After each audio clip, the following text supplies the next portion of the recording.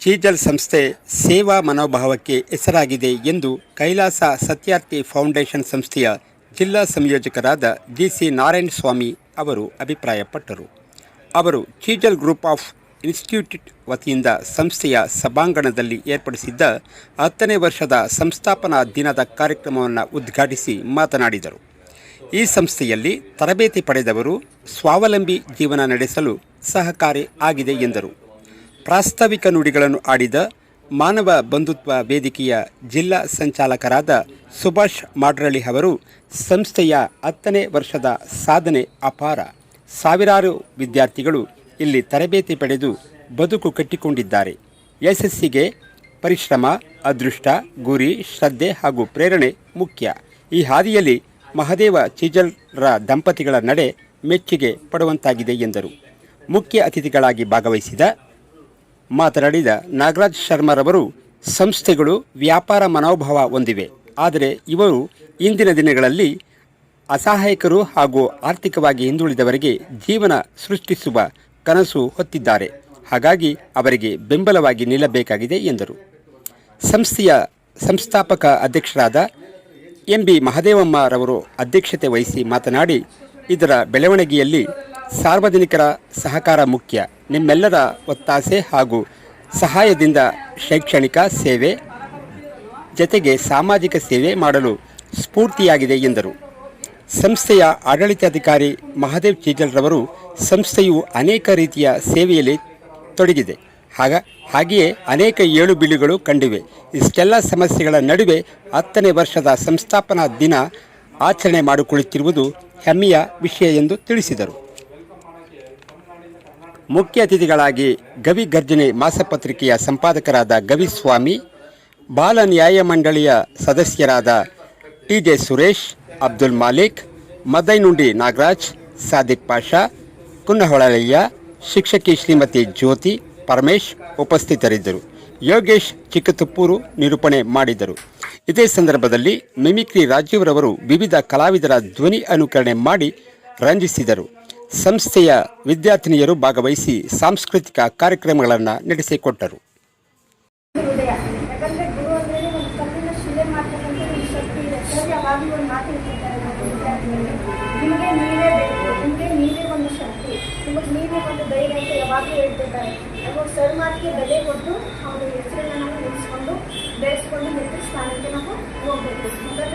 ನಮ್ಮ ಅಕ್ಕನ ಕೂಡ ಇಲ್ಲೇ ಕಲ್ತಿದ್ದು ಇವತ್ತು ಲಕ್ಷ ಬಿಡ್ತಾರೆ. ಸರ್ನ ಕೂಡ ಇವತ್ತು ಸರ್ರಿಂದ ನಮ್ಗೆ ಖಾಲಿ ಊಟ ಮಾಡ್ತಿದೆ. ಸರ್ ಹೆಸರು ಇಷ್ಟು ಒಬ್ಬರು ಕೂಡ ಕಡಿಮೆ. ನಾನಿವತ್ತು ಸರ್ನ ನಾನು ಇಂಗ್ಲೀಷ್ ಅಷ್ಟು ಬರಲ್ಲ. ಸರ್ದೇ ನನಗೊಂದು ದಾರಿ ದೀಪ. ಮುಂದಕ್ಕೆ ಹೋಗಿ ನಮಗೆ ಕಲಿತು ಏನಾದರೂ ಒಂದು ಸರ್ ಹೆಸರು ಉಳಿಸ್ಬೇಕು ಅಂತ ನಾನು ಅಂದ್ಬಿಡಿ. ನನ್ನ ಅಪ್ಪನ ಸ್ಥಾನದಲ್ಲಿ ನನ್ನ ಊರನ್ನ ನಾನು ಮನಸ್ಸನ್ನೇ ಎಂದು ನಾನು ಬೆಳಿಬೇಕು ಅಂತ ಇದ್ದೀನಿ. Thank you. ವಾಸ್ತವಿಕ ನುಡಿಯನ್ನು ಆ ಸಂಸ್ಥೆ ಮಾಡಿದರೆ ಅಷ್ಟು ಆಗ್ತಾ ಬರ್ತಿತ್ತು. ಆದರೂ ನನಗೆ ಒಂದು ಒಡನಾಟ ಇರೋದ್ರಿಂದ ಈ ಒಂದು ಜವಾಬ್ದಾರಿ ನನಗೆ ಕೊಟ್ಟಿದ್ದಾರೆ ಅಂತ ನಾನಾದರೂ ಭಾವಿಸ್ತಾ, ಈ ಸಂಸ್ಥೆ ಕಳೆದ 10 ವರ್ಷಗಳಲ್ಲಿ ಸುಮಾರು 1,500 ವಿದ್ಯಾರ್ಥಿಗಳನ್ನು ಇಲ್ಲಿಂದ ವಿದ್ಯಾಭ್ಯಾಸ ಪಡೆದು ಹೋಗಿದ್ದಾರೆ ಅಂತಕ್ಕಂಥ ಮಾತು ನಾನಾದರೂ ತಿಳಿಸೋಕ್ಕೆ ಇಷ್ಟಪಡ್ತೀನಿ. ಯಾಕೆಂದರೆ ಶೈಕ್ಷಣಿಕ ವಿದ್ಯಾಭ್ಯಾಸದ ಜೊತೆಗೆ ಅವ್ರಿಗೆ ಉದ್ಯೋಗವನ್ನು ಕಲಿಸ್ಕೊಳ್ಳೋದು ಅಂತ ಒಂದು ಮಹತ್ತರವಾದ ಕನಸಿದೆಯಲ್ಲ, ಅದು ಬಹಳ ದೊಡ್ಡ ವಿಚಾರ. ಸೊ ಅಂತಕ್ಕಂಥದ್ದು ಪ್ರತಿಯೊಬ್ಬರಿಗೂ ಬೇಕಲೇಬೇಕು. ಯಶಸ್ಸು ಅಂತಕ್ಕಂಥದ್ದು ಪ್ರತಿಯೊಬ್ಬರಿಗೂ ಬೇಕು. ಆ ಯಶಸ್ಸಿನ ಹಾದಿ ಒಂದು ರೀತಿ ಕಠಿಣ. ಅದಕ್ಕೆ ನಮಗೆಲ್ಲ ಅಂತ ದೊಡ್ಡ ಕನಸುಗಳಿದ್ದು, ಆದರೆ ಅವರು ಆ ಕನಸಕ್ಕೆ ಸಾಕಾರಕ್ಕೆ ಕೈ ಹಾಕಿರೋರು.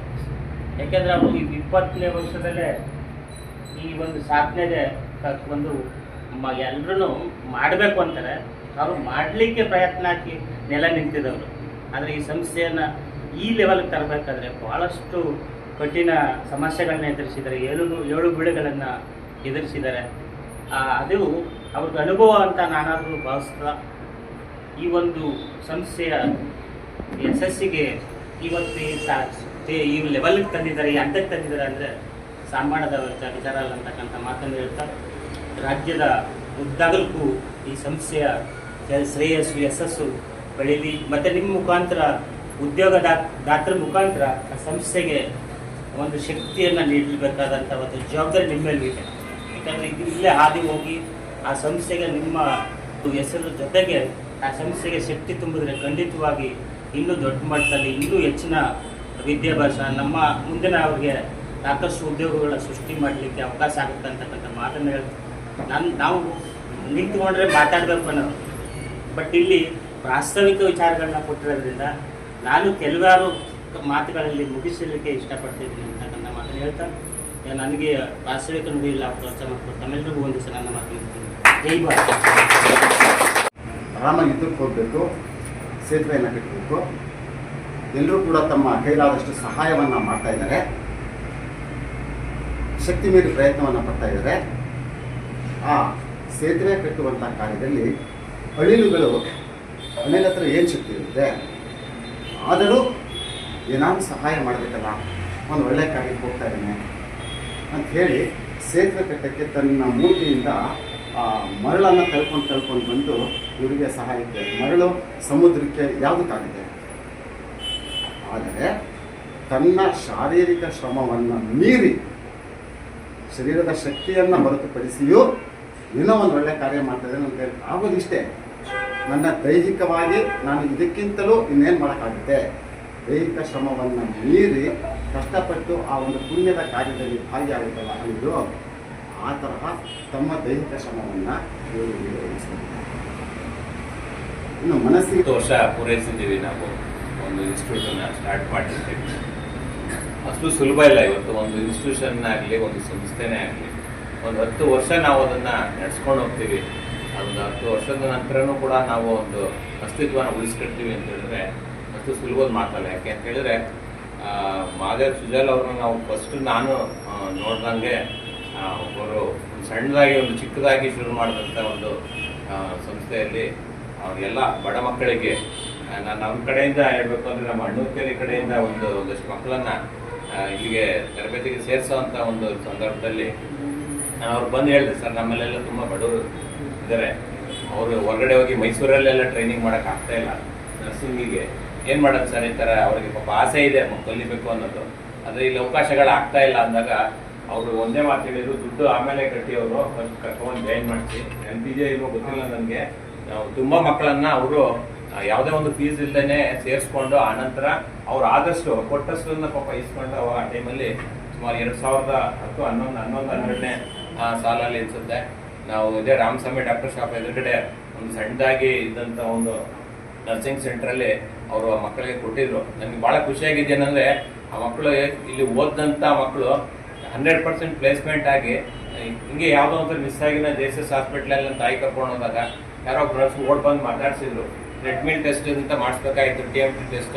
ಅಲ್ಲಿ ಕರ್ಕೊಂಡು ಹೋದಾಗ ಆ ಹುಡುಗಿ ಓಟ್ ಬಂತು, ಸರ್ ಚೆನ್ನಾಗಿದ್ದೀರಾ ಸರ್ ನೀವು ಅಂತ ಮಾತಾಡ್ಸಿದಾಗ ನಾನು ಆಮೇಲೆ ಹೇಳಿದ್ರಿಲ್ಲ, ನಾವು ಈ ಥರ ಒಂದು ಇನ್ಸ್ಟಿಟ್ಯೂಟಲ್ಲಿ ನೀವು ಸೇರಿಸಿದ್ರಿ, ನನಗೆ ಅವಾಗ ಫೀಸ್ ಇರಲಿಲ್ಲ, ಅವಾಗ ಸರ್ ನಮಗೆ ಹೇಳಿ ನೀವು ಸೇರಿಸಿದ್ರಿ, ಇವತ್ತು ನಾನು ಇಲ್ಲಿ ನರ್ಸಿಂಗ್ ಇದರಲ್ಲಿ ಟ್ರೆಡ್ಮಿಲ್ ಇದರಲ್ಲಿ ಫಿಸಿಯೋಥೆರಪಲ್ಲಿ ನಾನು ವರ್ಕ್ ಮಾಡ್ತಾ ಇದ್ದೀನಿ ಅಂದಾಗ ಭಾಳ ಖುಷಿ ಆಯಿತು ನಮ್ಗೆ. ಹೇಳ್ತಾರೆ, ಆದರೆ ಸಿಜಲ್ ಅವರು ಏನು ಮಾಡ್ತಾರೋ ಬಿಡ್ತಾರೋ ಹೇಳ್ಕೊಟ್ಕೊಂಡು ನಿಂತಿದ್ದಾರೆ ಅವರು.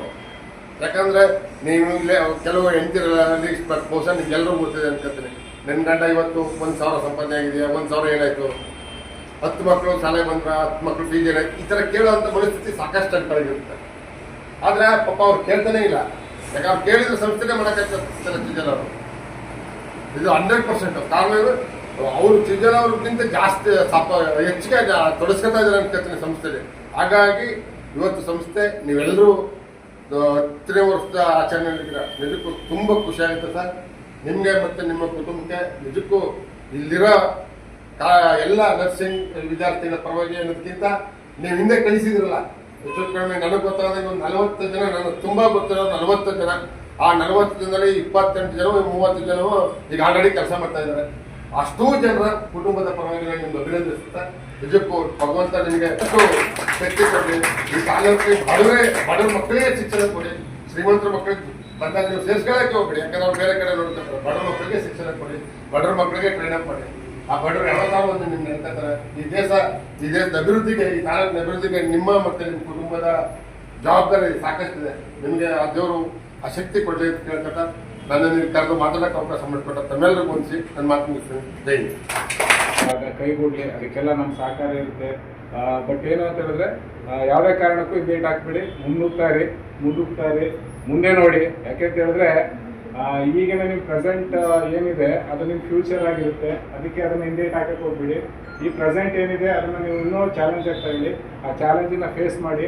ಏನೇ ಆದ್ರೂ ನಾನು ಅದನ್ನ ಸಸ್ಟೈನ್ ಆಗ್ತೀನಿ ಅಂತ ಮನಸ್ಸು ನಿಮ್ಮಲ್ಲಿ ಬರಲಿ. ಆ ಮನಸ್ಸು ನಿಮ್ಮದು ಆಗಿರಲಿ. ಜೊತೆಗೆ ನಮ್ಮೆಲ್ಲ ಸಹಕಾರ ಇರುತ್ತೆ. ಹಾಗೆ 2 ನಿಮಿಷ ಮಾತಾಡೋಕ್ಕೆ ಅವಕಾಶ ಮಾಡಿಕೊಟ್ಟೆ ಎಲ್ಲರಿಗೂ ಒಂದಿಸ್ತಾ ನಾನು ಮಾತು ಮುಗಿಸ್ತೀನಿ. Thank you. ಎಲ್ಲ ವಿದ್ಯಾರ್ಥಿ ಮಿತ್ರರಿಗೆ ಈ ಕಾರ್ಯಕ್ರಮದ ಪರವಾಗಿ ವ್ಯಕ್ತಿತ್ವವಾಗಿ ತುಂಬ ಧನ್ಯವಾದಗಳು.